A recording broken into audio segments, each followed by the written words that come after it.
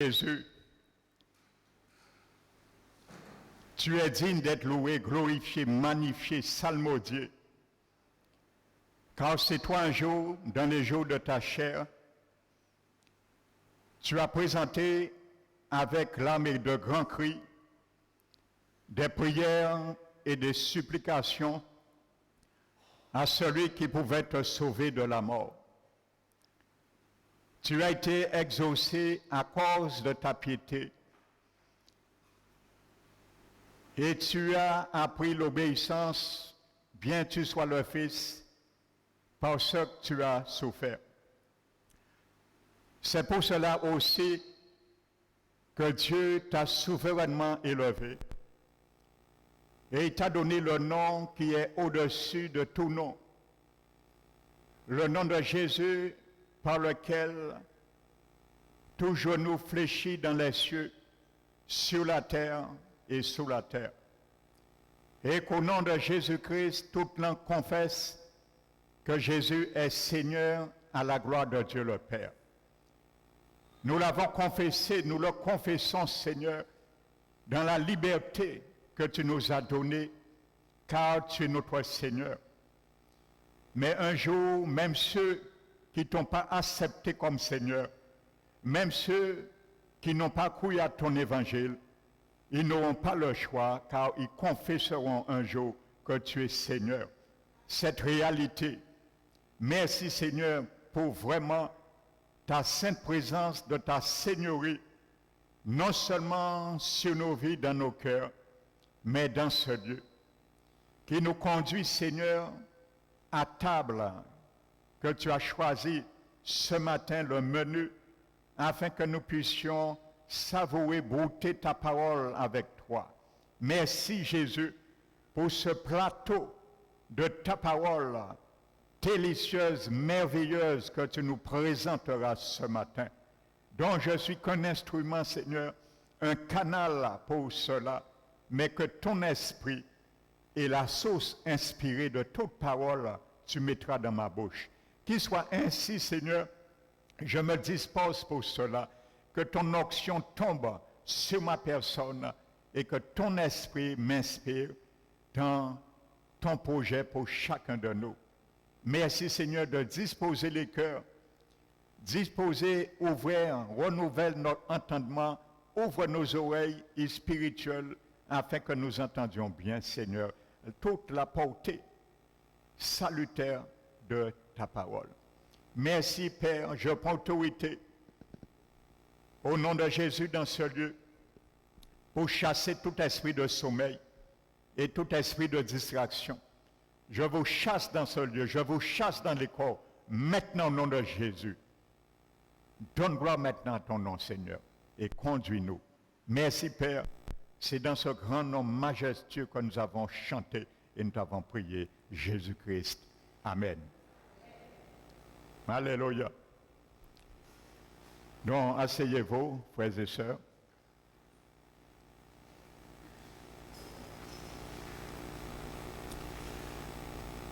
Donc je vous salue fraternellement dans la présence et le nom de notre grand Dieu. Amen. Nous allons continuer et conclure cette dernière partie de ce message, le ministère de la provocation. Amen. Même si tu n'aimes pas entendre ce mot, mais tu n'as pas le choix d'accepter cette réalité. Car la Bible en parle. Amen.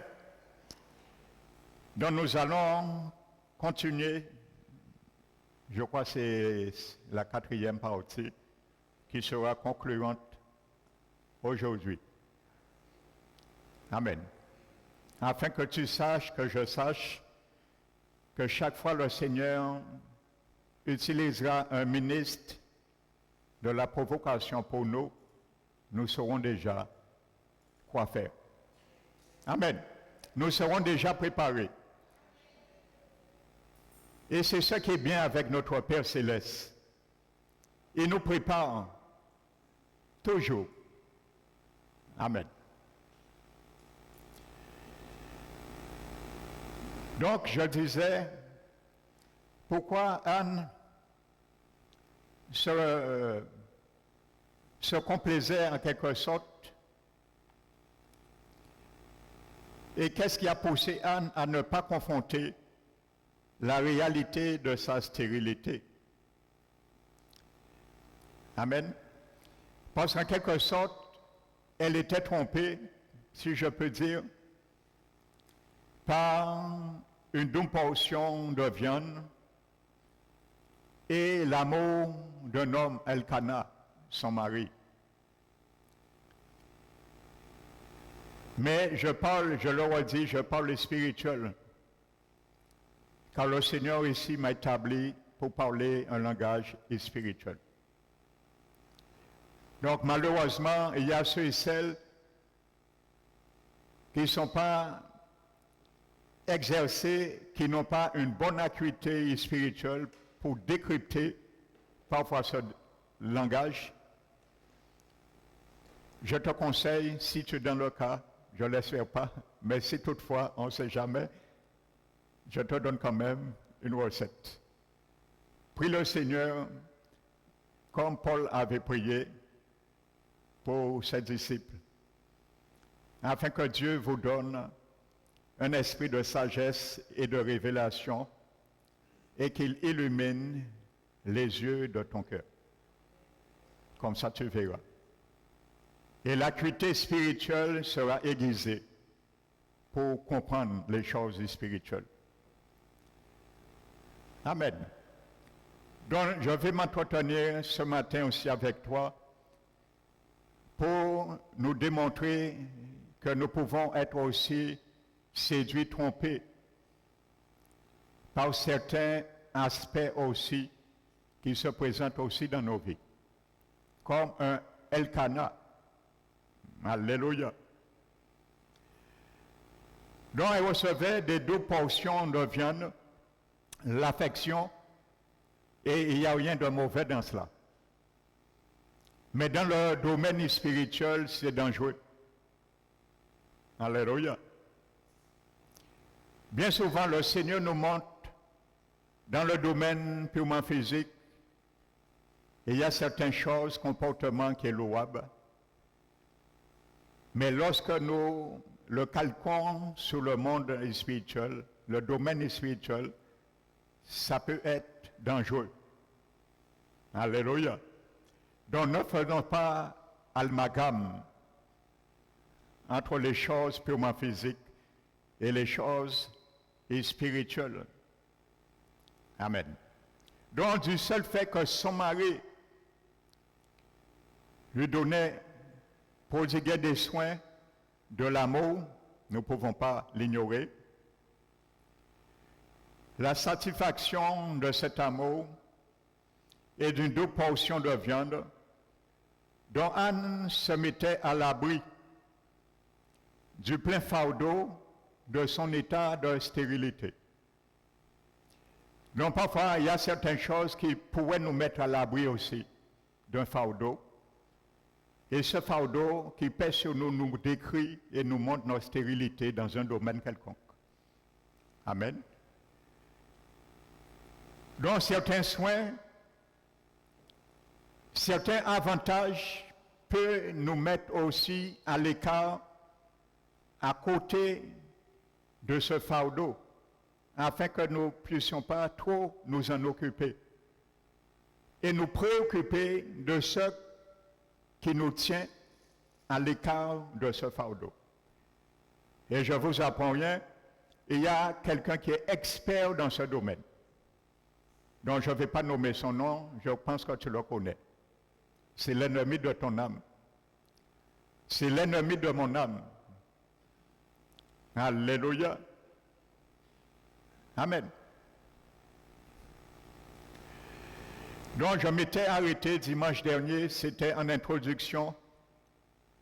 Donc ce matin, pour ceux qui n'étaient pas là, donc vous ne perdez rien parce que les prédications, les prières sont enregistrées comme nous l'annonçons chaque jour.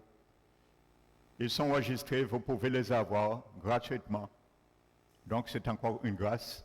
de la part de l'Éternel, en CD ou en vidéo, comme vous le voulez, et d'autant plus c'est aussi sur le site Internet que nous avons. Amen. Donc je m'étais arrêté et je disais que dans quel domaine aujourd'hui que nous sommes stériles. Donc j'avais pris et commenté, m'attardé que nous pouvons être stériles dans l'intimité avec Christ. Amen. Donc tu vois bien, je ne parle pas de stérilité purement physique, parce que ton sein peut être fécond. Tu peux enfanter beaucoup d'enfants. Tu peux devenir une Sarah par le biais d'Abraham que Dieu avait promis que je te donnerai une postérité la plus grande sur la terre. Donc tu peux enfanter beaucoup d'enfants, mais spirituellement, tu peux être stérile dans un domaine et non fécond. La stérilité, je le répète, c'est quelque chose, une défaveur qui nous rend non féconds, qui nous rend non productifs. Donc je m'étais entretenu avec, nous pouvons être stériles dans la communion et l'intimité avec Jésus. Et je pense que dans ces derniers temps, au XXIe siècle, je pense que cette stérilité n'a jamais existé les années de l'Église auparavant. Et nous le comprenons parce que c'est une prophétie qui se présente, qui a été annoncée, mais qui se présente, qui se concrétise de nos vivants. Amen. Alléluia.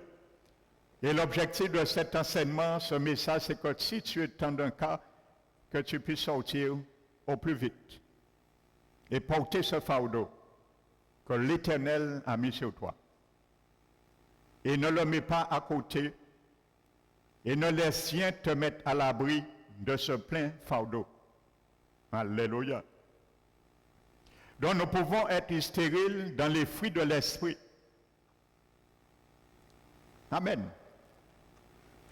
Est-ce que ce matin, tu es stérile dans les fruits de l'esprit? Tu me diras non. Mais avant de dire non, avant de nous tromper par de faux raisonnements, sachons qu'est-ce que la Bible entend par le fruit de l'esprit. Galates 5 nous le décrit. Amen.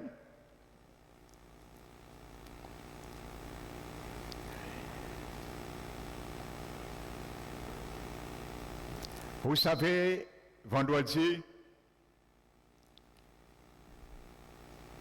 nous avons prié sur le sein, la matrice de l'Église, la matière reproductrice du Seigneur Jésus pour faire couler la vie qu'il nous a donnée. Couler son amour, c'est bien fait, à travers un terme grec que Jésus a employé. Nous l'avons prié dessus vendredi. C'est dans Jean 7, quand Jésus disait « Celui qui a soif, il se tient debout le dernier jour de la fête, et il s'écrie « Celui qui a soif, qu'il vienne à moi et qu'il boive. » Il a dit « Celui qui croit à moi, des fleuves d'eau vive couleront de son sein. » Et la Bible nous dit, il disait cela de tous ceux qui devaient recevoir le Saint-Esprit, car le Saint-Esprit n'était pas encore, car Jésus n'était pas encore glorifié. Mais Jésus est glorifié, j'ai le Saint-Esprit maintenant en moi. Donc cette source est en toi et en moi. Et Jésus employait, je le disais vendredi, un terme à la place qui a été traduit par saint, couleront de son sein. C'est le mot koilio en grec. Et ce mot koilio en grec veut dire matrice. Donc Jésus a une matrice sur la terre. Et dans cette matrice, c'est la matière reproductive. C'est à travers une matrice qu'une femme enfante. Alléluia. Donc Jésus décrit par là que tous les chrétiens qui vont accepter le Saint-Esprit né de nouveau, le corps du Christ dans son ensemble sera appelé la matrice de Jésus-Christ. Alléluia. Et je disais que pour une matrice puisse enfanter, il faut que cette matrice soit en bonne santé, sans qu'il y ait complications ou déformations congénitales. Et c'est ce qu'on trouve dans l'Église du Seigneur. La matrice de Jésus est malade. Et c'est pour cela que Jésus n'arrive pas à engendrer la vie qui nous a donné d'engendrer à travers nos vies, qui représente une matrice pour ceux qui meurent. Alléluia. Donc c'est la même réalité. Donc les fruits de l'esprit, tu les as, je les ai en moi, pour venir à Galates 5. Nous avons ces fruits en nous. C'est une source. C'est notre Seigneur Jésus. Mais pour pouvoir les répandre, il faut que ce qu'il a fait de moi et ce qu'il a fait de toi, la matrice, pour communiquer, engendrer, donner vie à ceux qui en ont besoin. En prêchant l'évangile, par exemple, c'est une manière de faire aussi couler le fleuve à travers cette matrice. Il faut que ces fruits jaillissent en nous, parce que ça fait partie du fleuve. Mais si la matrice est malade, ces fruits ont du mal aussi à se répandre, parce que nous ne pourrons pas ni les répandre et ni les engendrer pour les autres puissent voir. Amen. Donc nous pouvons être stériles dans les fruits de l'esprit. Est-ce que nous manifestons ce matin? Toi qui as dit non, tu ne peux pas être stérile dans les fruits de l'esprit. Est-ce que tu manifestes l'amour du Seigneur Jésus dans ta vie? Ça, c'est la première tranche du pain. Vous savez, Galates 5 nous présente, il ne dit pas les fruits. Écoutez bien, la Bible ne dit pas les fruits, mais le fruit. Amen. Pourquoi? Singulier, parce que le fruit, c'est Jésus. Le fruit, c'est le Saint-Esprit. Et c'est un pain entier, mais qui est subdivisé en plusieurs tranches. Donc si tu prends une tranche de ce pain, qui est le fruit, qui fait partie du fruit, qui est l'amour, et tu ne prends pas la deuxième tranche, qui est la joie, le pain n'est pas complet. Amen. Donc la joie, la paix, la patience, la bonté, la bienveillance, la foi, la douceur, la patience. Et nous avons pris ça pour prier vendredi. Alléluia. Et Jésus a dit, la loi n'est point contre ces choses. Alléluia. Donc, est-ce ce matin, Jésus nous pose la question ce matin. Il pose cette question à toi et me pose cette question. Es-tu stérile dans les fruits de l'esprit. Parce que ça peut être aussi une stérilité. Et combien d'enfants du Seigneur dans les églises sont stériles aussi à travers les fruits de l'esprit. Donc comprends-tu, le Seigneur parfois, si nous sommes stériles dans la tranche du fruit de l'amour, Dieu va amener, parce que vous savez, ne nous voilons pas la face, tu peux l'écrire, toute stérilité mérite un ministère de provocation. Parce que c'est ce qui a fait Anne, nous allons le voir, sortir dans sa stérilité. S'il n'y avait pas Pénina, elle serait morte peut-être sans avoir un enfant. Donc le ministère de la provocation qui venait de Pénina, sa rivale, l'a fait du bien. Parce qu'elle est sortie dans sa stérilité. Alléluia. Si tu ne veux pas ce matin, si je ne veux pas sortir dans une stérilité dans ma vie, dis à ton Dieu que ton châtiment n'a aucune valeur pour moi. Parce qu'il le dit dans Hébreux 12. Le ministère de la provocation, c'est le châtiment de Dieu parce qu'il aime ses enfants. Et il voudrait que nous sortions dans un des aspects stériles de nos vies. Amen. Donc pose-toi ce matin la question toi-même, dans quel domaine je suis stérile pour le Seigneur? Est-ce que c'est dans les dons de l'Esprit? Il n'y a aucun don du Saint-Esprit qui se manifeste dans ma vie. Amen. Je n'ai pas dit dans ma vie. Je parle pour toi qui dit il n'y a aucun don du Saint-Esprit qui se manifeste dans ma vie. Pourquoi? Peut-être il y a une stérilité dans ta vie à travers les dons de l'Esprit. Il faut chercher pourquoi. Parce que Dieu n'a pas donné les dons du Saint-Esprit que pour le pasteur. Le don du Saint-Esprit, c'est pour tous les chrétiens laïcs et ministériels. Vous savez, avant que je sois ordonné officiellement pasteur, il y avait divers dons que par 1 Corinthiens 12 qui se manifestaient déjà dans ma vie. Amen. Des dons de guérison, des dons de miracles, discernement des esprits. Alléluia. Donc, es-tu stérile dans les dons du Saint-Esprit aujourd'hui? Amen. Et vous savez pourquoi ces dons se manifestaient souvent dans ma vie? Parce que j'étais quelqu'un qui aimait aller vers ceux qui souffrent.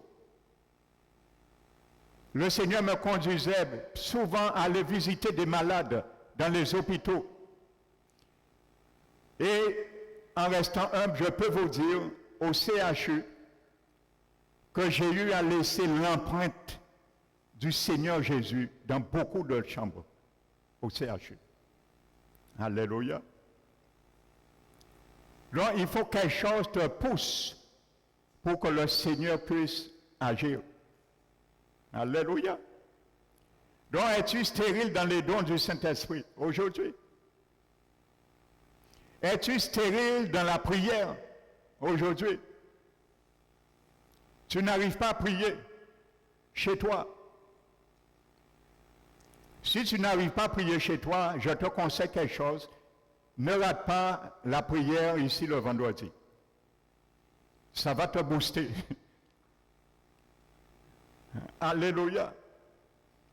Le ministère de la provocation, c'est nous apprendre à faire le carburant qui nous manque pour continuer avec notre Seigneur.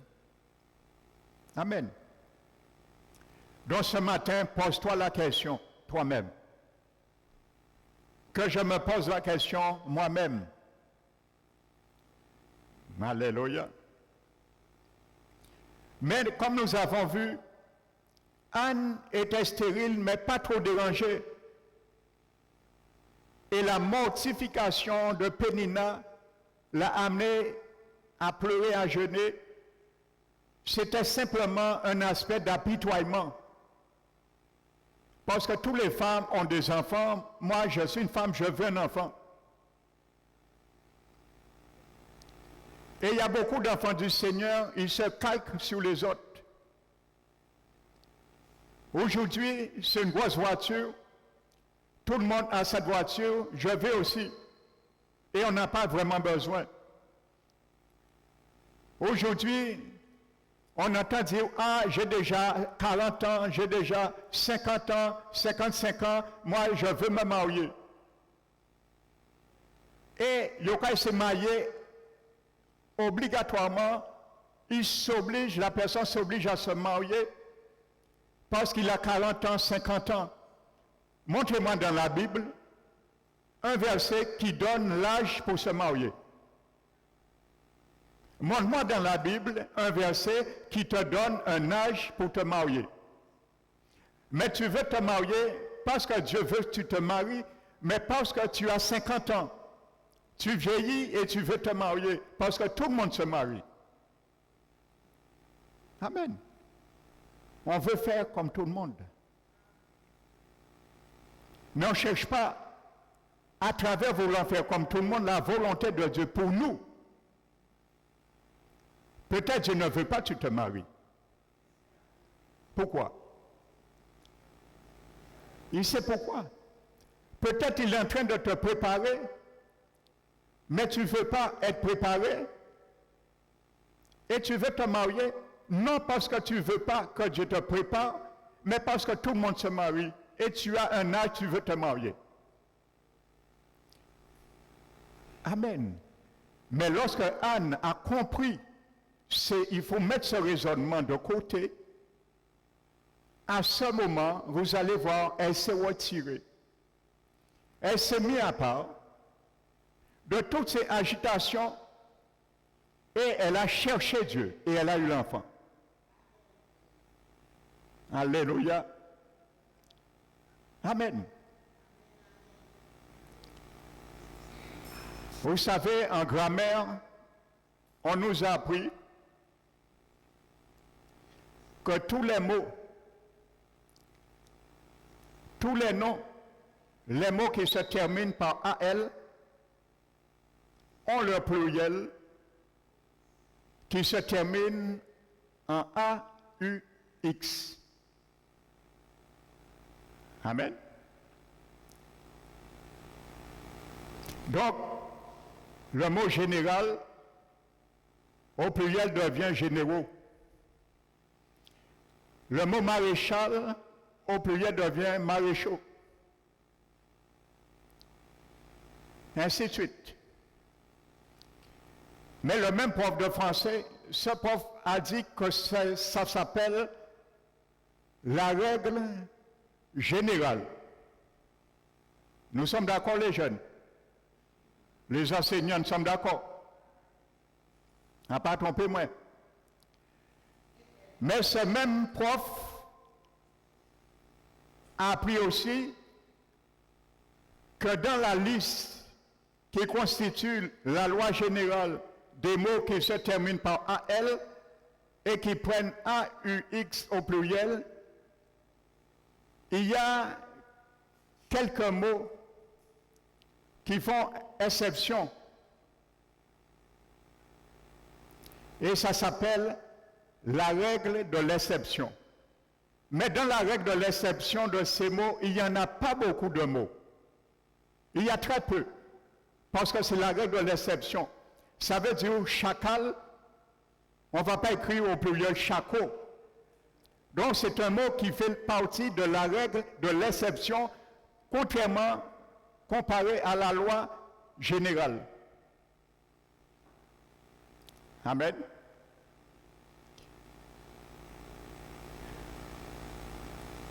Maintenant, rentre ce matin, par la grâce du Seigneur, dans la loi de l'exception.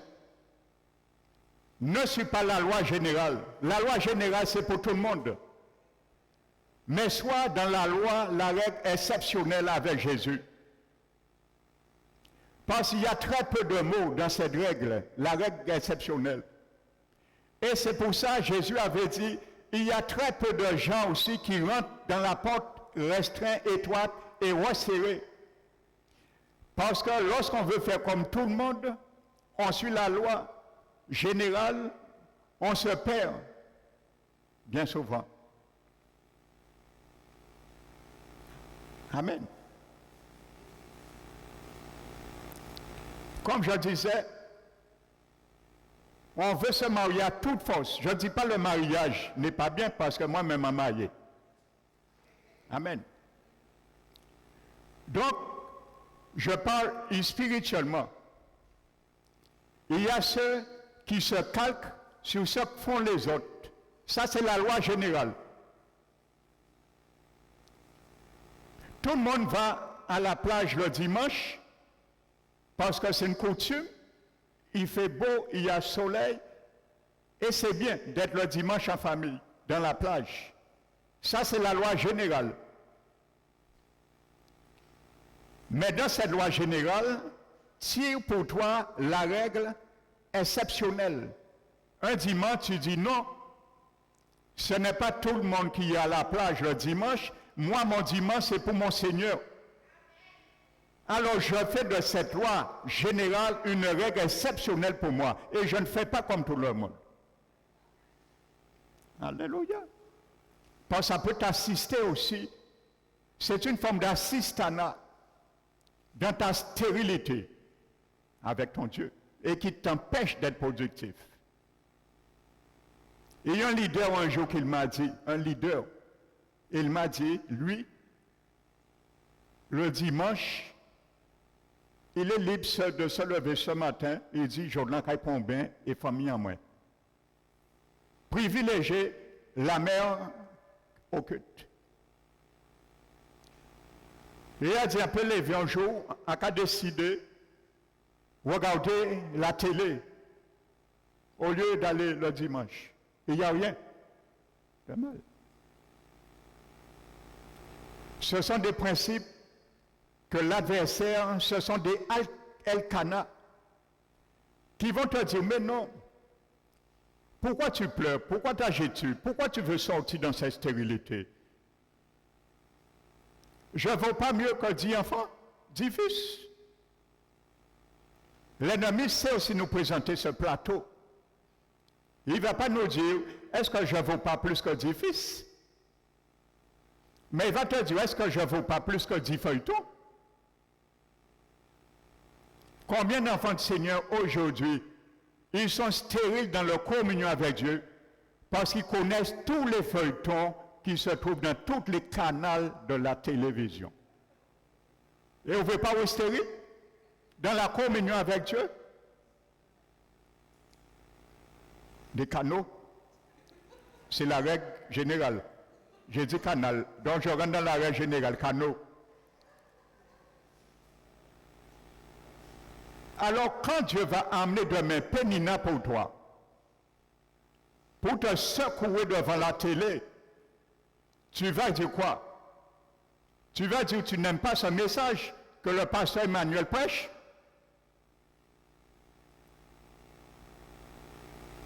Mais c'est fait pour que tu sortes dans cette stérilité.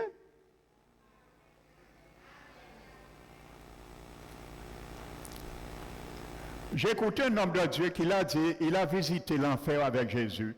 Il a vu un enfant, ça va vous choquer. Moi, je crois au témoignage. Qui, si ça concorde avec la Bible, moi, j'y crois. Je n'ai pas de difficulté à croire ça. Parfois, nous avons la mentalité cartésienne. Il faut qu'on fasse beaucoup de mathématiques pour croire. Mais la Bible en parle. Il a vu un enfant à 8 ans qui était en enfer. Et il est choqué. Il dit, Seigneur Jésus, pourquoi cet enfant à 8 ans est en enfer? Jésus dit, cet enfant, lorsqu'il était sur terre, il connaissait le nom de tous les acteurs des dessins animés. Même les dessins animés démoniaques, il connaissait tous les noms. Et il a dit, ses parents étaient chrétiens. Et il a dit au pasteur, je donne une chance à cet enfant de sortir en enfer, à une condition. Jésus sait très bien, il est omniscient. Ça ne veut pas dire qu'on est là, on sort, mais Jésus savait, il n'y avait pas moyen. Et il dit, je lui donne une chance. Si cet enfant pose lui une question, demande-lui un nom, un seul nom d'un acteur, un auteur de la Bible. S'il dit un seul nom, je le fais sortir en enfer. Il a posé la question à l'enfant est incapable. Jésus a dit, tu vois, lorsqu'on en suivant la loi générale, faites attention. Soit celui qui marche dans la règle exceptionnelle. Même si on te critique, la règle exceptionnelle, je vous ai dit, il n'y a pas beaucoup de mots. Les mots sont rares, sont restreints. Dans cette voie, tu ne vas pas trouver beaucoup qui vont obtempérer avec toi, qui vont correspondre avec toi non plus. Alléluia. Amen. Alléluia. Alléluia.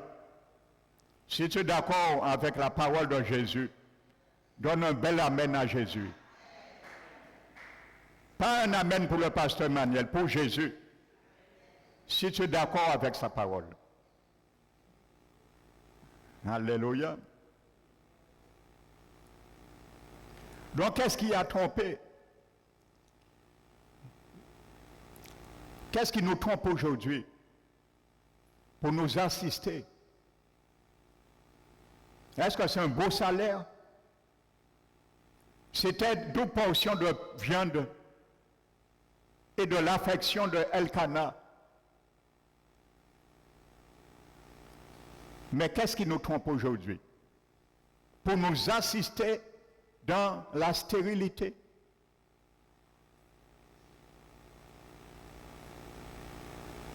Amen. Est-ce qu'un beau salaire, du moment où le patron nous a augmenté, nous devenons arrogants, orgueilleux dans l'entreprise?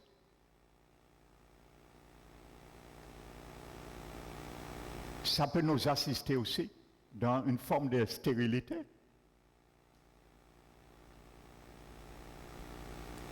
Alléluia.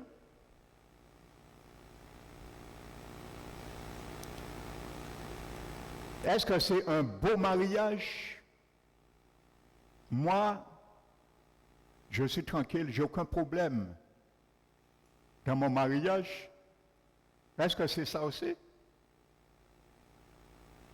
L'adversaire nous fait comprendre qu'on est parfait,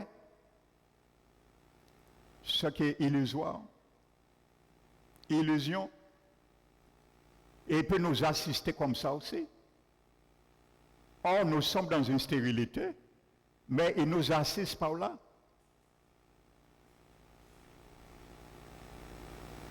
Moi, j'ai un bon mariage, mes enfants sont bien éduqués. Je vise personne, je prends des exemples qui me viennent. Que le Saint-Esprit me conduit. Il est la main, je suis un gant. Sans la main, le gant ne fait rien. Il faut qu'une main. Alors je suis le gant, l'esprit et la main. Moi, dans mon couple, mes enfants sont bien éduqués. Parce que j'ai trimé pour cela. Et gloire au Seigneur qui t'a donné cette grâce. Alors chaque fois que je vois les enfants d'autrui désagréables dans l'église, à mal garder yo. J'ai des regards hautains lorsque je vois un couple qui prend des ailes, si on peut dire, ni ailes cassées. Moi, j'ai un beau mariage, mais le diable nous assiste de rester dans cette situation. Mais pendant que nous regardons les couples qui ont essayé d'atterrir avec difficulté parce qu'il n'y a ni effervescence. Pendant nos regards sont sur l'éducation peut-être des frères et sœurs qui n'arrivent pas comme nous avions arrivé, mais ça nous met dans une stérilité. Avec notre Seigneur,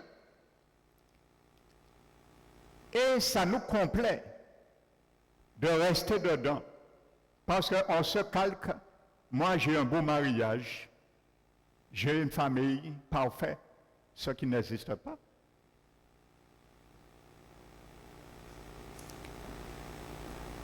Vous savez, frères et sœurs, je le dis, vous savez bien souvent, dans les ministères, les conférences de ministère de couple, vous allez voir quelque chose que moi j'ai constaté. Je dis rien, il y a de mal, hein, parce que moi j'ai assisté à ça et je tire profit de tout ce qui se fait. Vous allez voir 90% des orateurs, ils ne prêchent uniquement sur leur expérience, eux avec leur femme, leur couple. Uniquement, le message dure 2 heures, la conférence dure 2 heures. Ils vont prêcher sur un ministère de couple pendant 1h40, pendant 20 minutes. Mais 1h40, ils vont débattre que sur leur expérience de couple. Ça veut dire qu'ils sont en train de faire une doctrine sur leur couple. Et ils vont permettre aux gens, comme leur couple a fonctionné comme ça, ils vont prêcher implicitement, c'est comme ça vous devez marcher dans votre couple. Donc ce n'est pas la doctrine de Jésus. Et bien souvent, 90% c'est cela. Alléluia. Et bien souvent, il y a du mensonge. Parce qu'ils ne sont pas unis dans leur couple, bien souvent, il faut comprendre qu'ils sont unis. Vous savez, Éphésiens, je n'avais pas prévu de parler de tout ça. Je ne sais pas, mais l'Esprit est saint. Il sait pourquoi. Vous savez, quand Paul dit dans Éphésiens 5,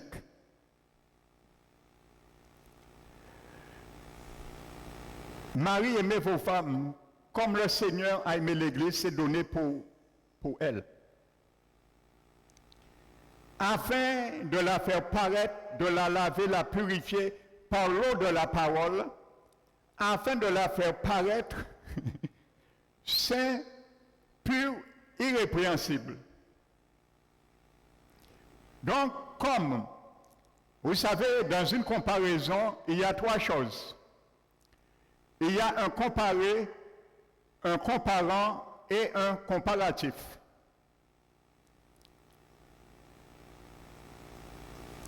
Pourquoi Jésus aime l'Église et pourquoi Jésus la sanctifie, la lave avec quel savon?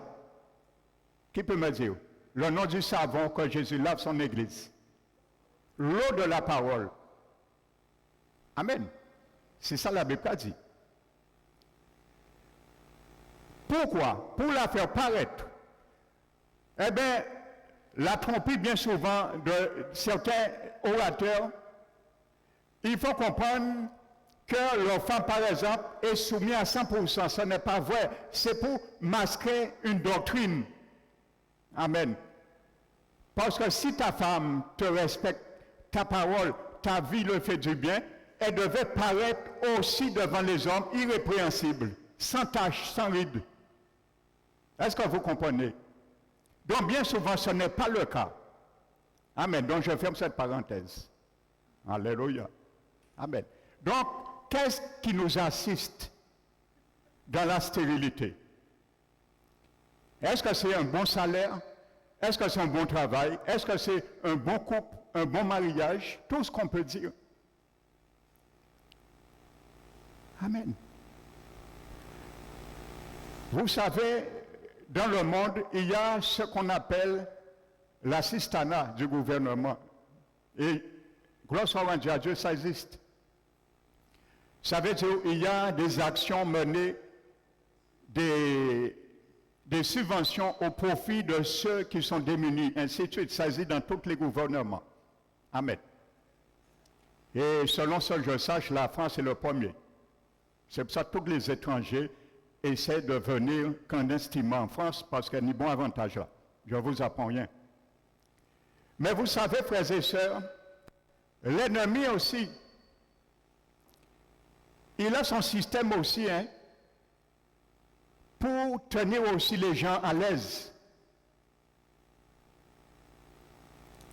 Et ce système fonctionne aussi avec les chrétiens.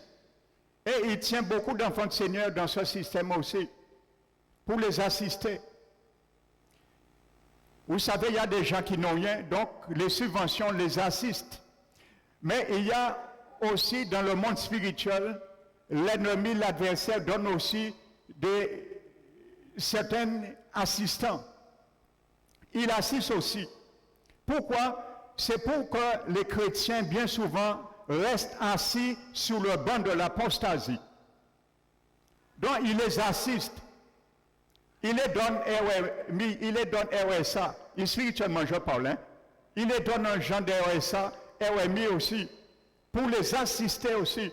Parce que quand ils voient, tu as déjà quitté l'église, tu es déjà stérile avec la communion avec Dieu, avec quoi que ce soit, tu es assis sur le banc de l'apostasie, il va t'assister. Il va te faire comprendre, mais non. Moi, je t'assiste, je vaux plus que 10 fils. Il va te dire, comme Elkana, reste dans ce banc. Moi, je vais t'assister. Il va te faire comprendre, tu sais, on t'a dit, tu peux perdre ton salut, mais refuse ça. Il va t'assister pour te maintenir stérile dans ta décision. Il va te dire, tu n'as pas lu ce qui est marqué dans la Bible, dans 2 Corinthiens 3, je crois, que le jour du jugement, ce n'est que tes œuvres qui passeront par le feu. Ce que tu n'as pas pu faire, donc Dieu comprend. Tu peux faire des œuvres qu'on appelle dans le lot du chaume, paille et du bois, ça va consumer. Mais ton salut, tu ne peux jamais le perdre. Parce qu'il veut t'assister sur le banc de l'apostasie. S'il te dit tu peux perdre ton salut, tu vas te lever vitement et courir vers un pénina pour te provoquer, pour te sortir dans cette stérilité. Mais il va t'assister aussi. Il va te dire, mais non, tu peux rester là. Il n'y a rien de grave. Personne ne peut te juger. Dieu sait que tu as la capacité de faire certaines choses. Il sait que tu as l'incapacité de faire aussi certaines choses. On n'a pas le droit de te juger. Donc le Seigneur comprend. Mais il ne va jamais te montrer les versets pour te piquer, pour te faire réagir, pour te faire réagir et sortir dans la stérilité. Il a sa manière aussi d'assister les chrétiens. Amen. Il te dit, bon, on t'a fait ça, sors, va chez toi. Tu n'es pas obligé d'avoir une église. Et c'est le piège le plus entendu aujourd'hui, hein, de plus en plus. Hein. Vous savez pourquoi on entend des cellules de maison? La plupart du temps, des gens qui ont été choqués par des églises, soit leurs frères et sœurs, bien souvent. Je ne parle même pas des serviteurs. Parce que si un serviteur te dispense la bonne nourriture, tu n'as aucune excuse devant Dieu de quitter l'église. Alors ça, je mets ça à côté. Par contre, si c'est quelqu'un qui te donne des doctrines de démons, là tu peux quitter. Pour le serviteur, à cause de cette doctrine. Moi, je l'ai fait. Mais ne reste pas chez toi. Parce que s'il y a des serviteurs qui prêchent des doctrines de démons, il y a d'autres que Jésus a établis et qui prêchent la sainte doctrine.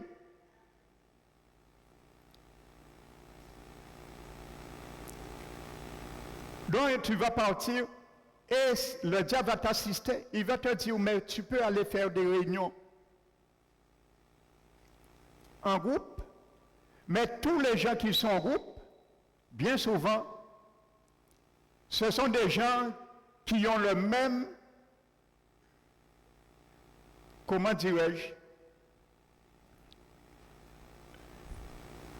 il y a ce qu'on appelle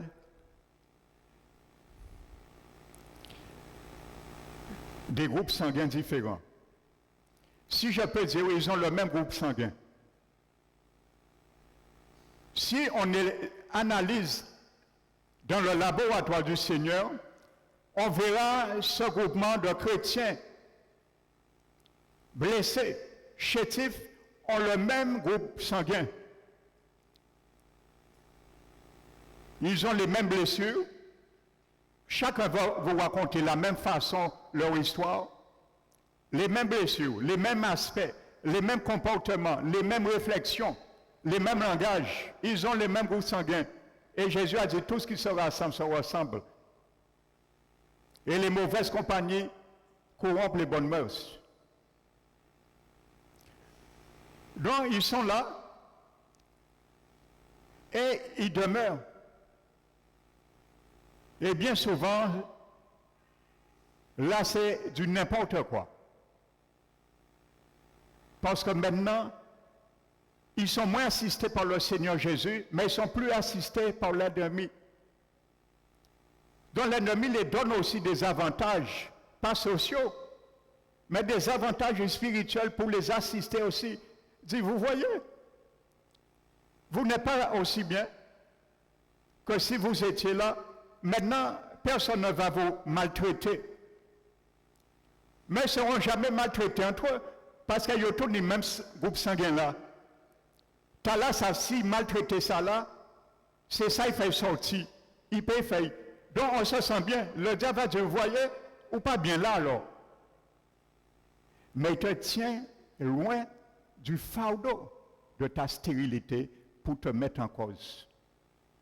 Alléluia. Amen. Une exemple merveilleuse, j'aime cette image, je crois que c'est dans Josué 9. Lorsque les Gabaonites,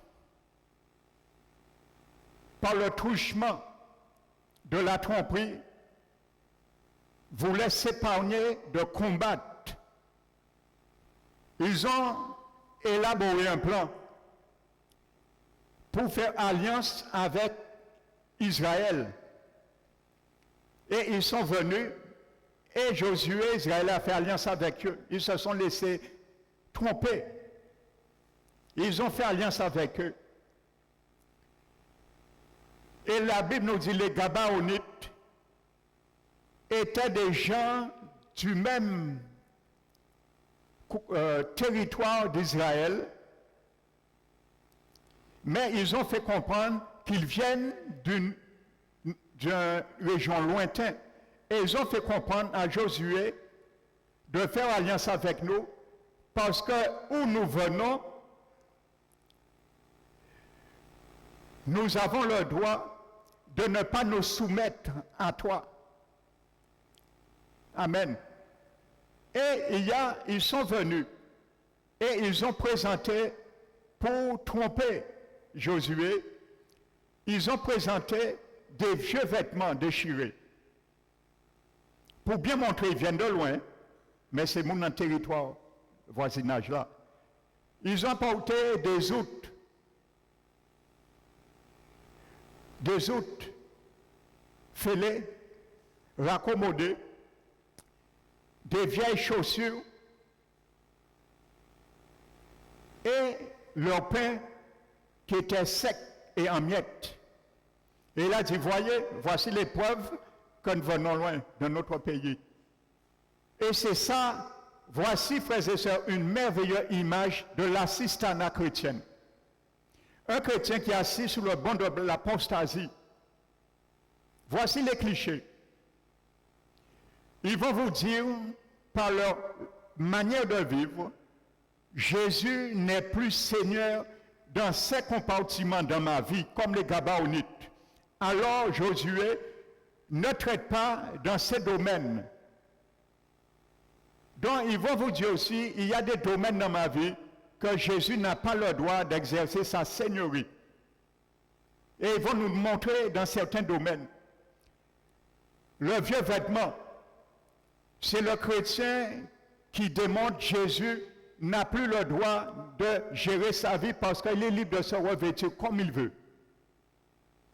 Jésus veut le lin, mais lui, il veut la laine.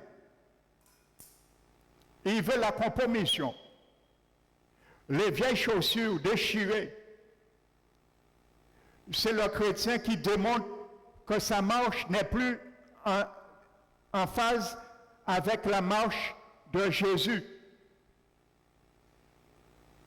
L'autre démontre que le vin nouveau a été mis dans des vieilles outres et ça s'expose. On reçoit rien du Saint-Esprit encore. Et le pain qui est rassis en miettes démontre qu'ils n'ont pas besoin de la parole encore. Voici des clichés de celui qui est assisté par l'adversaire, l'ennemi de notre âme. Et il va nous garder comme ça, comme les Gabaonites.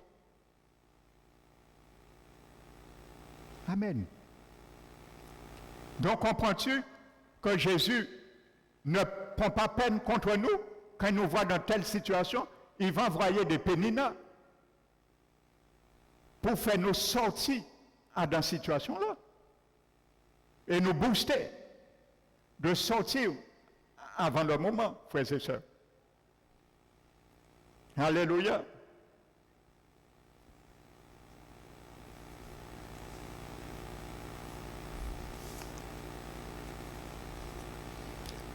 Donc voici ce aussi, nous pouvons être assistés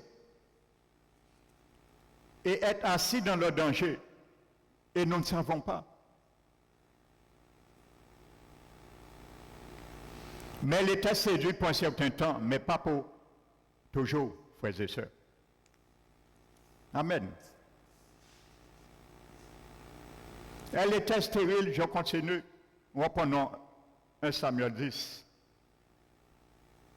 Mais elle recevait 2 portions de la viande, ça lui procurait quelque satisfaction et l'empêchait ainsi de se tourner désespérément vers Dieu. Il y a des choses qui nous assit, qui nous empêchent de nous tourner désespérément devant Dieu pour sortir de notre état.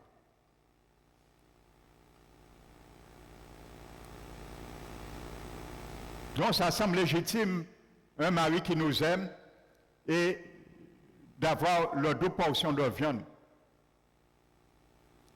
C'est que les choses légitimes de ce monde envahissent le cœur et affaiblissent le désir pour le Seigneur Jésus. Amen. Vous savez, Jésus avait dit un homme riche, un jeune homme riche. Il avait dit, si tu veux me suivre, débarrasse-toi de toutes tes richesses, vends-les, donne-les aux pauvres. Pourquoi Jésus a dit ça, jeune homme, ça? Ce n'est pas Jésus n'aime pas qu'on soit riche et il ne veut pas non plus que quelqu'un qui est riche ne le suive pas. Il y a beaucoup de gens qui sont riches, qui sont millionnaires, qui ont un très haut salaire.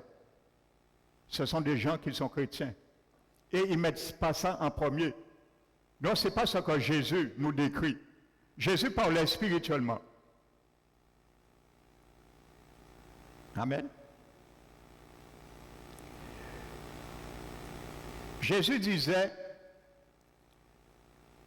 s'il y a des choses dans ta vie, dans ma vie, que nous considérons comme des richesses, il sait déjà, ce n'est pas possible de suivre Jésus avec ses richesses.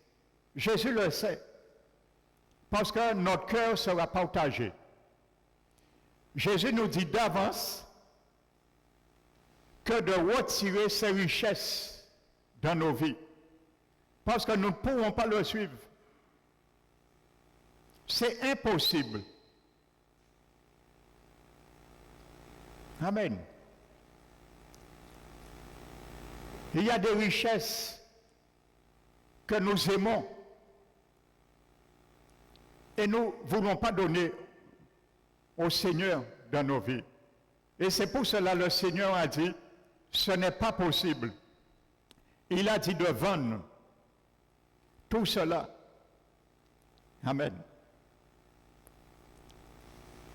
Et je vais donner l'exemple, je viens de donner, était bienvenu, Josué 9. Amen. Il va nous assister. Ce sont des richesses que nous aimons. Nous ne voulons pas donner à Jésus. Amen. Le vieil vêtement des Gabaonites. Eux, ils ont tronqué la vérité. Mais à travers ça, Dieu nous montre une réalité spirituelle. Quand on vient dire Jésus ne touche pas, c'est partie de ma vie. Et on est en train d'exposer ces parties que nous ne voulons pas Jésus touche. Notre vêtement, nos chaussures, notre nourriture, nos pains. Et ce que nous recevons de lui, l'outre. Donc c'est des trésors, des richesses qu'on aime. Et Jésus a dit, si tu n'aimes ça, plus que moi, ce n'est pas possible de me suivre. Alors, va vendre ça. Où tu l'as hérité, c'est dans le royaume de la méchanceté, redonne ça dans ce royaume. Et viens avec moi. Et tu auras une richesse plus grande. Par moi, je vais te donner des bonnes chaussures que porte la marque de ces chaussures maintenant. C'est le zèle que porte l'évangile de paix. Et tu vas aller apprendre à courir, ou tu te précipitais à courir pour faire le mal, comme dit Proverbe 2, Proverbe 6, je crois. Tu vas avec ces chaussures qui s'appellent la marque, non Pierre Cardin, mais la marque, le zèle que porte l'évangile de paix. Tu vas apprendre à courir pour te précipiter à faire le bien maintenant et à prêcher ma parole. Je vais te donner maintenant de nouveaux vêtements pour que le vieil vêtement du vieil homme, tu le mettes en rebut et tu te munis de ce vêtement nouveau, que tu habilles l'homme nouveau. L'homme nouveau, j'ai fait de toi, n'a pas de vêtements. Je te donne un vêtement. Donne-lui aussi. Tu as vêtu le vieil homme, mais moi je vais revêtir, pas le vieil homme, mais je vais revêtir aussi l'homme nouveau. Alléluia. L'outre, je vais t'apprendre dans ta vie de te préparer pour recevoir le vin nouveau, pour qu'il ne s'éclate plus et que tu ne présentes plus ces autres craquelés. Et le pain, tu me présentes qui est rassis en miettes, ce n'est pas moi qui t'a donné ce pain. Je vais t'apprendre à bien manger du pain chaud. Amen. Alléluia.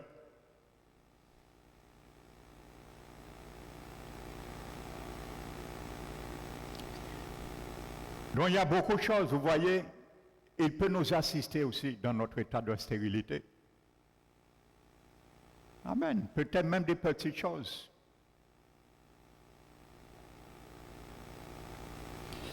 Le verset 8, 1 Samuel.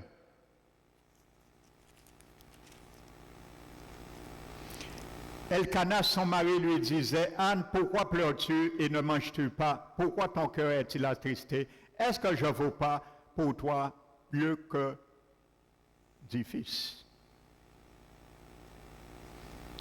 Donc peut-être Pélina lui disait en la provoquant, Anne, ne te laisse pas faire, hein? Un mari n'est pas un substitut à des enfants. Tout ce que l'adversaire, les choses nous présentent, n'est pas un substitut à ta stérilité. Ça ne peut pas remplacer ta stérilité. Il faut sortir dans la stérilité pour quelque chose d'autre le remplace. Le programme de Dieu remplace cette stérilité. Amen.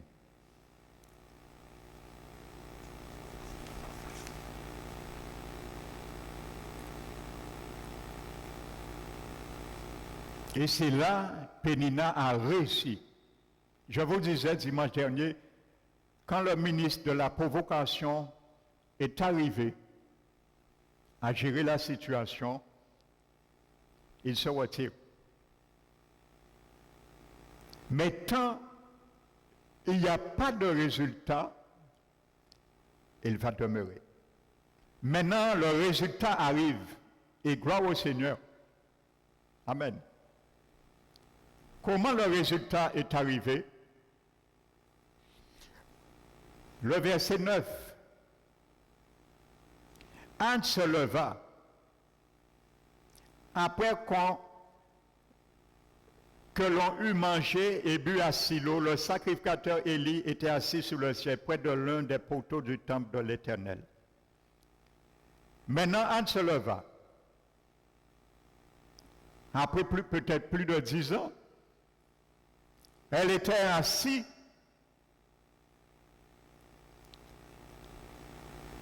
près les fleuves de Babylone, comme on a fait la chanson.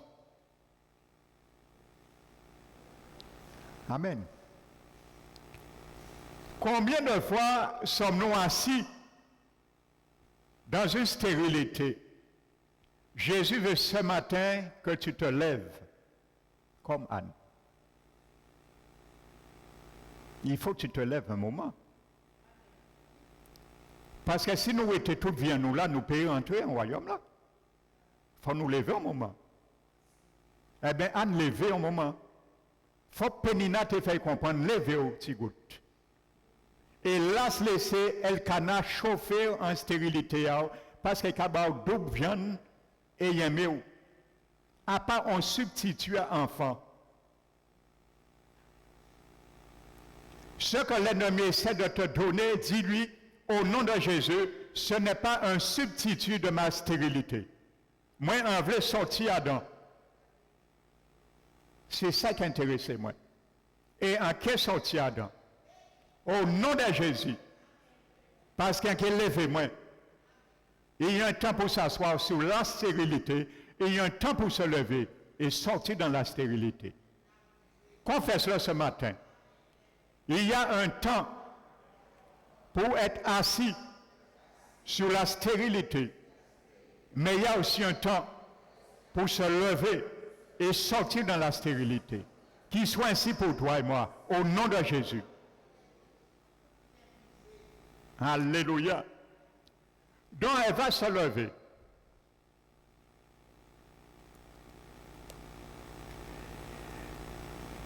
Et regardez l'histoire après, vous n'allez plus entendre parler de Pénina. Quand mon frère, ma soeur, voici un mystère caché pour toi et moi qui est révélé aujourd'hui pour toi et moi. Quand tu verras plus dans ta vie le ministre de la provocation, sache que les choses vont bien dans ce domaine dans ta vie. Mais quand ce ministre se représentera sous une autre forme ou un autre nom, sache que les choses ont recommencé à ne pas aller bien. On n'a plus entendu parler de Pénina. Elle s'est retirée. Alléluia. Sa mission était finie. Parce que Anne a compris. Elle s'est levée. Alléluia. Et le ministère de la provocation a pour but d'amener des gens complaisants ou des gens remplis d'apitoiement sur eux-mêmes, confronter carrément leurs problèmes. Amen. Confronter leurs problèmes. Il y a trop de gens dans la maison de Dieu, ils veulent qu'on confronte leurs problèmes pour eux. Ils veulent qu'on confronte leurs problèmes à leur place. On peut t'aider à confronter un problème, oui. Et la Bible en demande.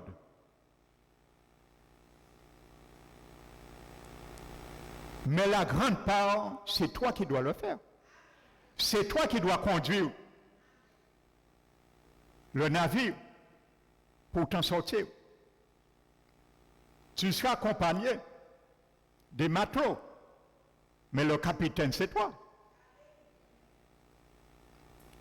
Alléluia. Dans le monde spirituel, dans l'église, tu peux embarquer le pasteur dans ton navire, mais deviens un matelot dans ton navire. C'est toi qui es le capitaine. Il est là aussi pour t'emmener à bonne destination, mais il ne peut pas prendre le volant, le pilotage à ta place. Amen. Alléluia. C'est ça Jésus à un moment donné, il dit, viens, il monte sur la barque de Pierre. Pourquoi? Il a vu c'est un homme qui est en difficulté. Jésus est venu, il est monté sur la barque de Pierre, mais il n'a pas pris le contrôle de la barque de Pierre pour lui. Jésus vient dans ton navire parce qu'il voit tu es en détresse. Il ne veut pas que tu coules. Surtout si tu as dit allons vers l'autre bord. Il ne t'a pas donné tout. Parce que si tu avais dit il y aura la tempête, on risque de commencer à descendre, rentrer dans la mer, tu ne serais pas allé. Donc il te cache, il te dit rien, il te dit allons simplement de l'autre bord. Mais il ne t'a pas dit qu'on coulera. Alléluia. Même si tu es en train de couler, il ne t'a pas dit on coulera. Donc, l'écoulement, c'est une vérité que tu vois, il se présente dans ta vie, mais ce n'est pas la réalité pour Dieu. Les médecins disent, nous avons un cancer incurable et nous mourrons dans ce cancer. C'est une vérité. Mais pour Dieu, ce n'est pas la réalité pour Dieu. Pas pour Dieu, lui, la réalité que tu vives et qui te guérisse. Amen. Donc, elle saute. Alléluia. Et elle commence maintenant à invoquer le Seigneur et à prier comme il faut maintenant. C'est ce que Dieu voulait. Parfois, c'est là que Dieu veut nous amener, frère. Nous lever et commencer à prier, intercéder dans la situation pour nous en sortir. Quand il a commencé à prier, frères et sœurs,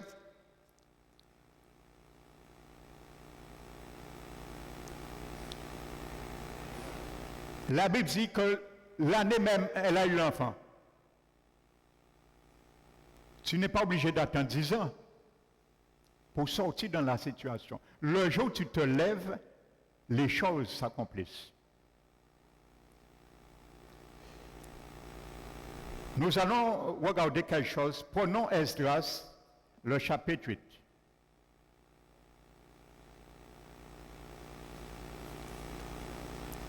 Esdras, chapitre 8.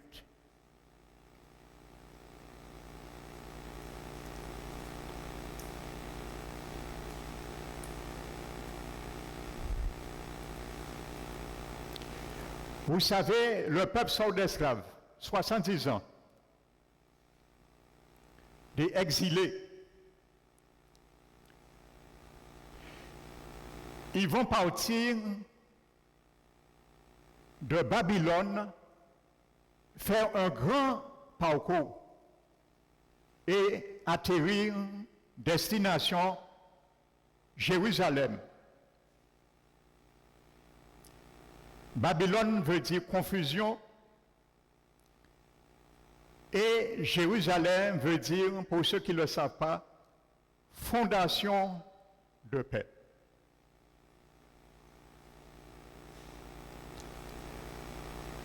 Mais Esdras va faire quelque chose de formidable. Et je veux que tu te calques. Je me calque ce matin sur cela. Parce que ça aussi c'est ton témoignage et mon témoignage. La Bible dit que Esdras, là près du fleuve d'Ahava, verset 21, publiait un jeûne d'humiliation devant notre Dieu, afin d'implorer de lui un heureux voyage. Retiens ça, voyage. Pour nous, pour nos enfants et pour tout ce qui nous appartient. Amen. Et ainsi de suite. Esdras va faire quelque chose de formidable.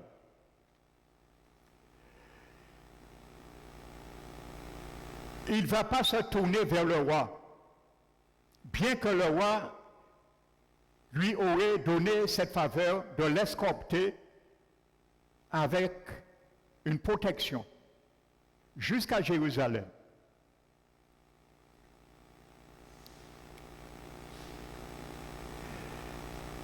Mais comme il avait dit au roi que nous sommes des serviteurs du Dieu vivant, écoute bien, ouvre tes oreilles ce matin, mon frère, ma soeur, par la grâce du Seigneur. Il avait dit au roi, nous sommes les serviteurs du Dieu vivant. Le Seigneur nous protège, nous, notre famille. Nous invoquons le Seigneur, il nous exauce et qu'il va nous protéger. Il a refusé cela. Pourquoi?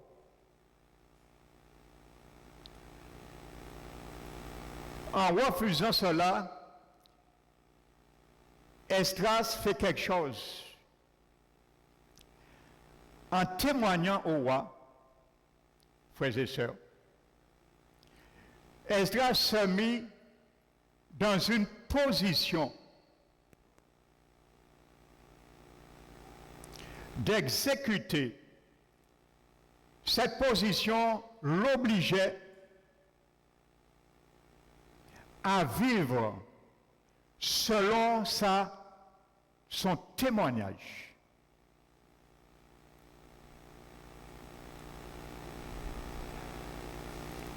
En témoignant au roi,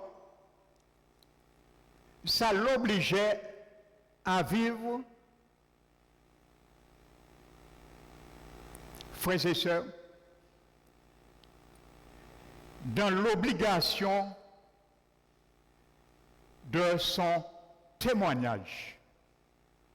Parce que s'il avait demandé cela, le roi l'aurait dit, mais tu ne m'as pas dit que tu as un Dieu qui écoute tes prières, qui te protège, qui subvient à ta famille.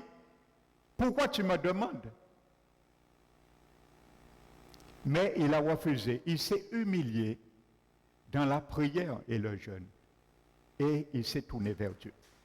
Pour la protection, et la Bible nous dit, afin d'implorer de lui un heureux voyage.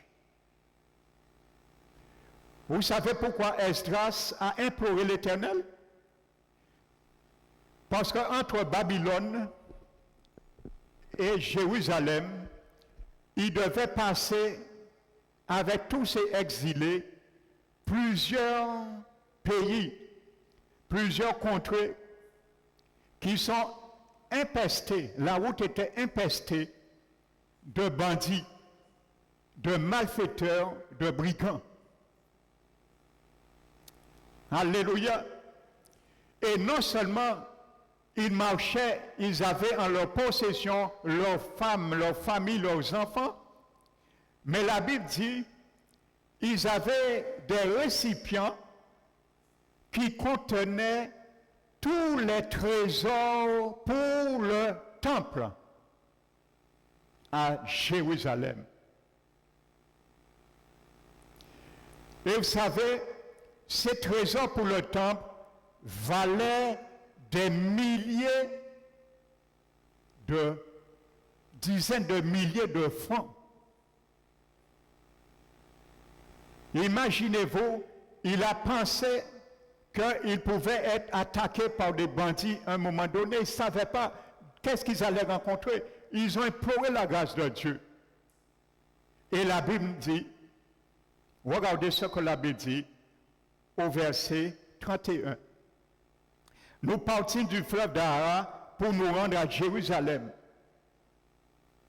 Le 12e jour du premier mois, la main de notre Dieu fut sur nous et nous préserva des attaques de l'ennemi et de toute embûche pendant la route. Nous arrivâmes, et lisez la suite, le tout, verset 34, était vérifié, soit pour le nombre, soit pour le poids. On mit alors pas écrit le poids de tout. Il n'y a eu rien qui a été perdu, rien qui a été volé. Tout a été contrôlé à l'arrivée à Jérusalem dans l'inventaire. Amen. Pourquoi j'ai pris ce test pour nous, frères et sœurs?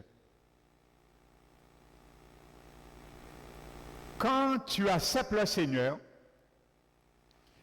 par ta déclaration aussi, le roi là peut être l'ennemi de notre âme.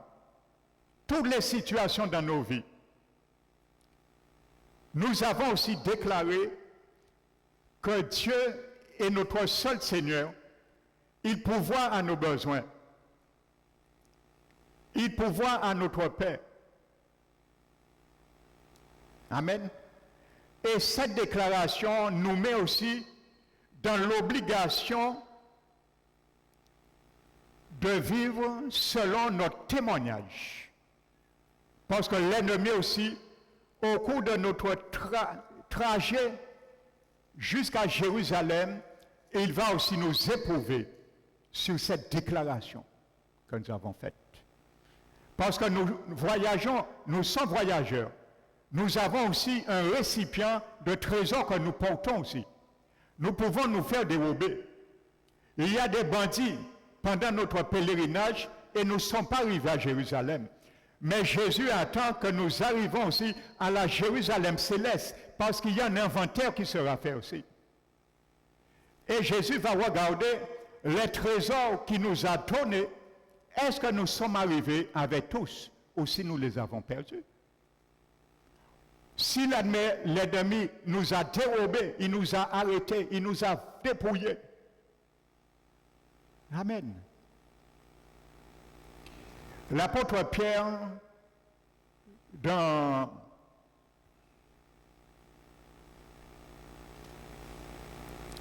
son épître, 1 Pierre chapitre 2,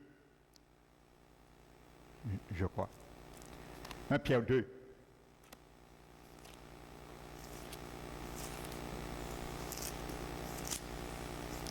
l'apôtre Pierre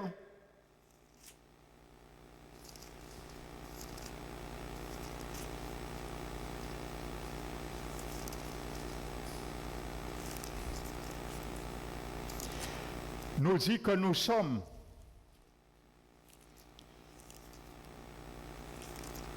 voyageurs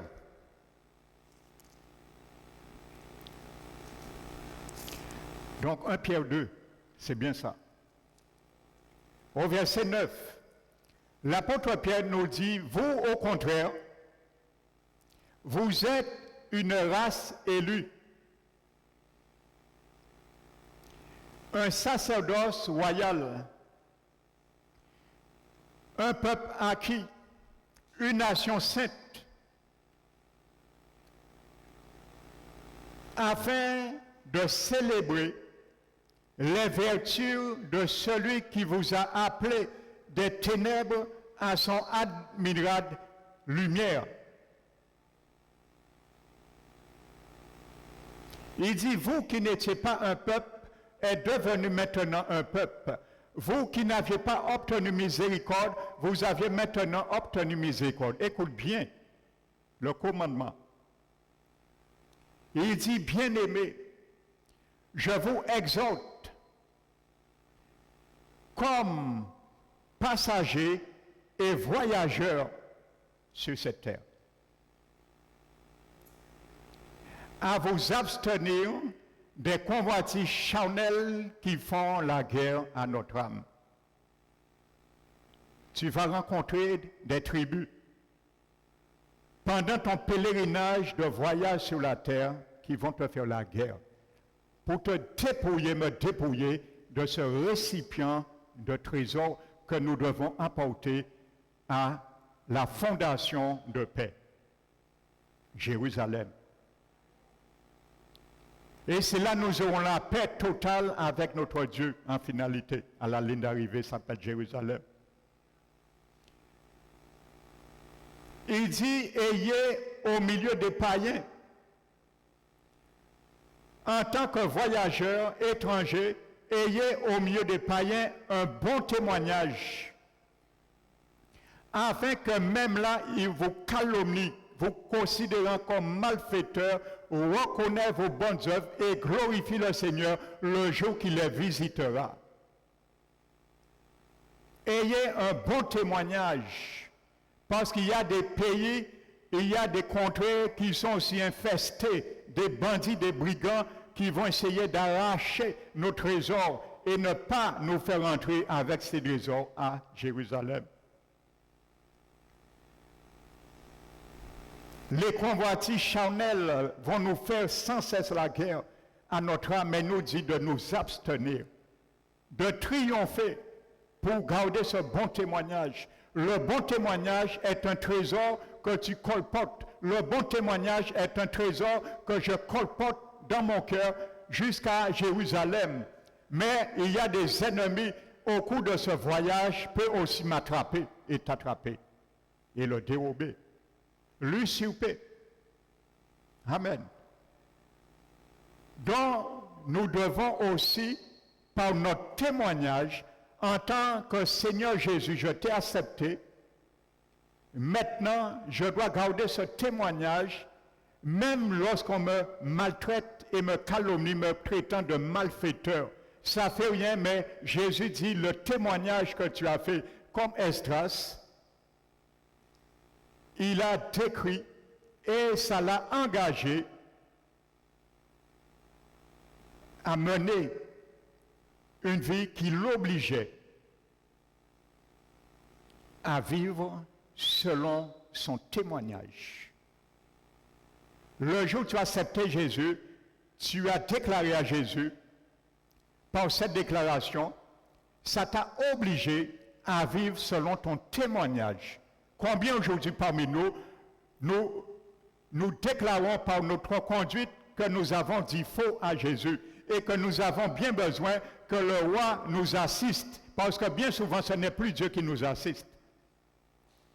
Esdras n'a pas voulu, sans quoi ce serait une assistance, si on peut dire charnelle.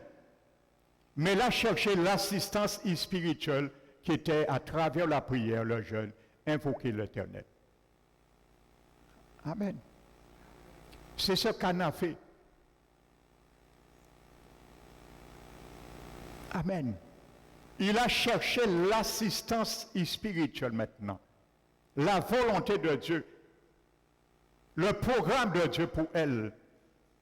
Elle est rentrée dans le programme de Dieu en s'humiliant, en se prosternant, après avoir compris la situation.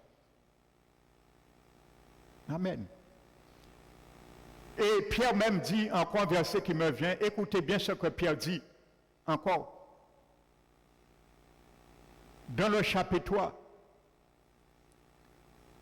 il commence que la grâce et la paix vous soient multipliés. Je t'ai dit, Jérusalem s'appelle Fondation de paix. La Bible nous montre comme pèlerins voyageurs sur cette terre jusqu'au dernier jour. Nous aurons à chercher la paix avec Dieu à travers tout ce qui nous passera, qui nous arrivera. Amen. Il dit que la paix et la grâce vous soient multipliées par la connaissance de Dieu et de notre Seigneur Jésus. Et c'est là, il dit, sa divine puissance vous a donné tout ce qui contribue à la vie et à la piété, au moyen de la connaissance de celui qui nous a appelés par sa propre gloire et sa vertu, Jésus. Celle-ci nous enseigne de sa part les plus grandes et les plus précieuses promesses, afin que par elles, nous puissions combattre les convoitises charnelles par la convoitise. Et il dit, ayant cette espérance, faites tous vos efforts de joindre. Il a dit, nous sommes voyageurs, mais regarde ce que tu marches et tu colportes dans le récipient comme Esdras. Il y a des choses précieuses que tu ne dois pas perdre. Parce que Pierre décrit cela à l'entrée de Jérusalem. Il dit, faites donc tous vos efforts. Il n'a pas dit, Jésus va faire l'effort pour toi. Il n'a pas dit, le pasteur fera l'effort pour toi. Le pasteur peut t'aider, oui. Amen. Il a dit, faites donc tous vos efforts. Tous vos efforts. Tu as essayé comme ça, ça ne marche pas, essaie comme ça. Ça ne marche pas, essaie comme ça. Tous vos efforts, tout ce que ta main trouve à faire avec force, fais-le aujourd'hui. Tu dois joindre à ta foi. C'est un trésor que tu marches et Satan va essayer de te prendre. Mais si la prière, tu invoques ton Dieu, tu marcheras comme Esdras et les exilés, parce que tu es un exilé aussi sur la terre. Tu es un exilé dans le royaume du diable. Tu es sorti et tu rentres à Jérusalem céleste. Je suis un exilé, j'ai sorti dans le camp du diable. Je marche et je me chemine vers la Jérusalem céleste. Mais je porte en moi un récipient de trésor. Ce trésor, je dois faire tous mes efforts à joindre à ma foi, qui est un trésor, la vertu, un deuxième trésor.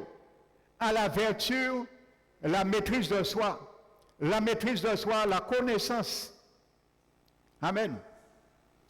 À la connaissance, la patience. À la patience, la piété. À la piété, l'amitié fraternelle. À l'amitié fraternelle, l'amour. Ça, c'est les trésors. Je colporte, tu colportes. Et il ne faut pas te dérober, laisser dérober par ça. Parce que quand tu vas rentrer à Jérusalem, Jésus va te dire où ça, toutes ces choses sont passées. Tu ne t'es pas efforcé, tu ne t'es pas fait violence. Combien de fois j'ai amené des péninas pour te booster, pour te carburer. Tu n'as pas tenu compte, tu as méprisé. Et tu voulais rester dans l'assistanat. Tu voulais rester dans les bandes d'apostasie. Et Pierre dit que pour ceux que ces choses sont et en abondance, ne les laisseront point oisifs ni stériles pour la connaissance de notre Seigneur Jésus. Stérile. Amen. Anne était stérile. Tu peux être stérile dans ces choses, mais Dieu te l'a donné. Une femme peut enfanter et avoir un problème après et n'enfante plus, mais au départ, elle n'est peut-être pas stérile. Tu peux enfanter ta matrice, comme Jésus l'a dit, dans Jean 7, peut un bon état, mais à un moment donné, devenir malade et spirituellement, je parle. Hein? Pas dire, pasteur Emmanuel qui a méprisé, femme, il on n'a pas sans dire. Hein? Je suis en train de parler spirituellement. Amen. et n'enfantent plus. Tu n'arrives plus à produire dans certains domaines. Amen. Et écoute bien, un avertissement solennel. Pierre dit, c'est ainsi. C'est ainsi que l'entrée du royaume éternel vous sera largement ouverte. Jérusalem. C'est ainsi que le jour où tu es parti, je suis parti à Babylone, dans ce monde, le jour où j'ai dit Jésus, je t'accepte comme mon sauveur, mon Seigneur, j'ai été un pèlerin, un voyageur. Chaque fois que je parle, je dis au revoir. Il y a plusieurs transits.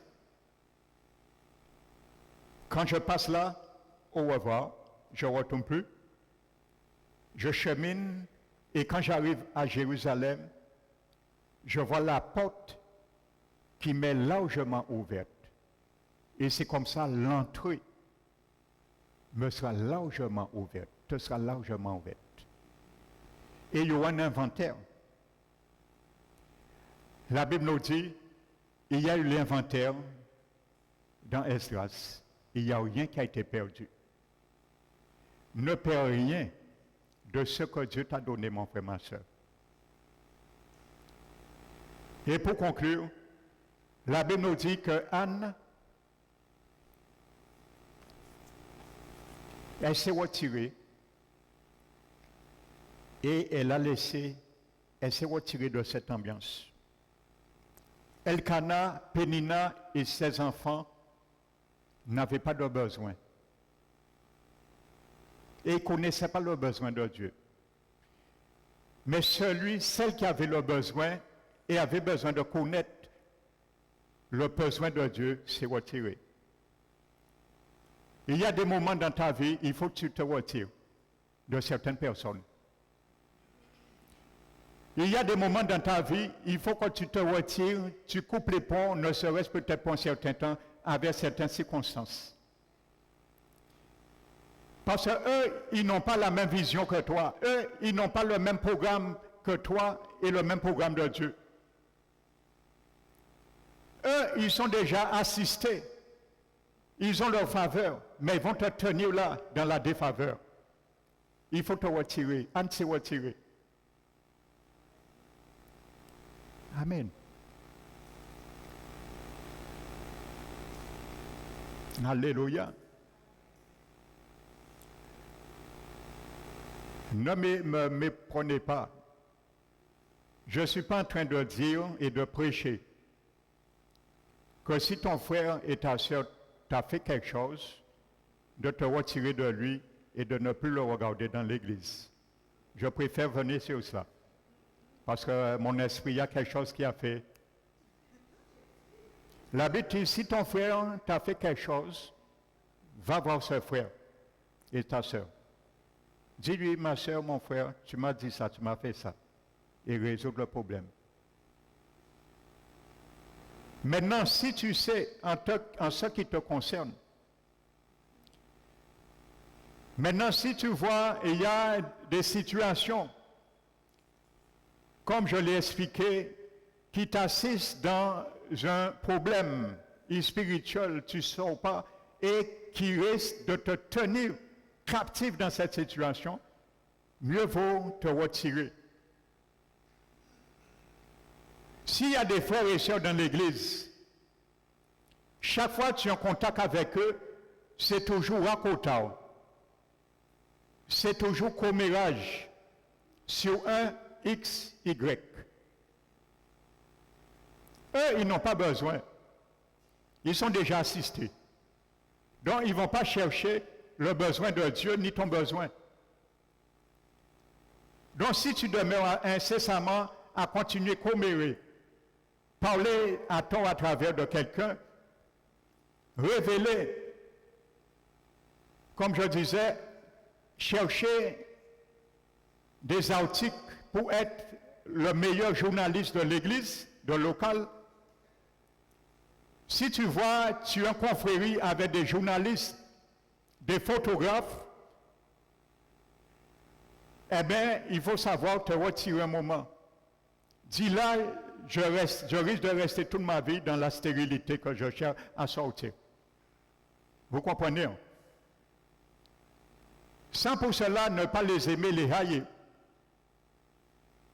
Parce que toi, tu es à la recherche de la volonté de Dieu. Et c'est là maintenant le déclic s'est fait. Et le désir d'Anne et le désir de Dieu se sont croisés dans un carrefour et se sont rencontrés. Et ça fait étincelle. Anne cherchait un enfant et Dieu cherchait un prophète. Quand tu es stérile et il y a un ministre de provocation, Dieu te cherche pour son projet et il va t'amener à le chercher pour trouver aussi ce projet qu'il a à formuler pour toi. Et le jour où tu vas prendre conscience, position, il y aura un intercelle parce que ces deux projets vont se rencontrer dans un carrefour. Ils vont s'embrasser dans ce carrefour et c'est là les choses vont tomber à ta faveur. Mais tu vois, il y a quelque chose à faire. Il fallait se déconnecter et sortir dans cette situation.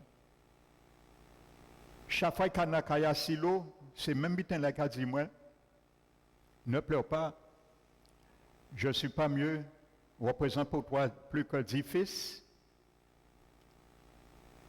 Si mon n'a pas dit moyen, il a assisté comme moi-même, et je ne les en veux pas. Pénina, qui a mortifié moi, alors on sorti même dans ce système-là, je me retire. Et l'abbé dit, au moment qu'elle a commencé à se prosterner, invoquer sérieusement Dieu, c'était plus des larmes d'apitoiement. Parce que je suis vieille, j'ai honte, on me voit, c'est une honte pour moi. C'est ça au début, c'était Anne. L'apitoiement d'avoir honte de ne pas avoir des enfants comme tout le monde. Au début, Anne était dans le lot de la loi générale. Mais lorsqu'elle a compris à cause du ministère de la provocation, il ne faut pas que je sois dans la loi générale, il faut que je marche et je foule le chemin des règles exceptionnelles, ça marchait. Retire-toi ce matin au nom de Jésus dans le carrefour de la loi générale et prends le chemin de la loi exceptionnelle et tu verras les choses bouger. À l'exception, Dieu fera des choses exceptionnelles quand tu choisiras la loi de l'exceptionnel. Il fera des choses exceptionnelles aussi pour toi. Parce que la loi générale, tout le monde fait la même chose. Mais quand tu te mets, dis Seigneur, je veux être dans la loi exceptionnelle, c'est des choses exceptionnelles que tu recevras de ton Dieu. Alléluia. Si tu as compris ça ce matin, dis un grand Amen pour Jésus. Alléluia. Et que son nom soit glorifié.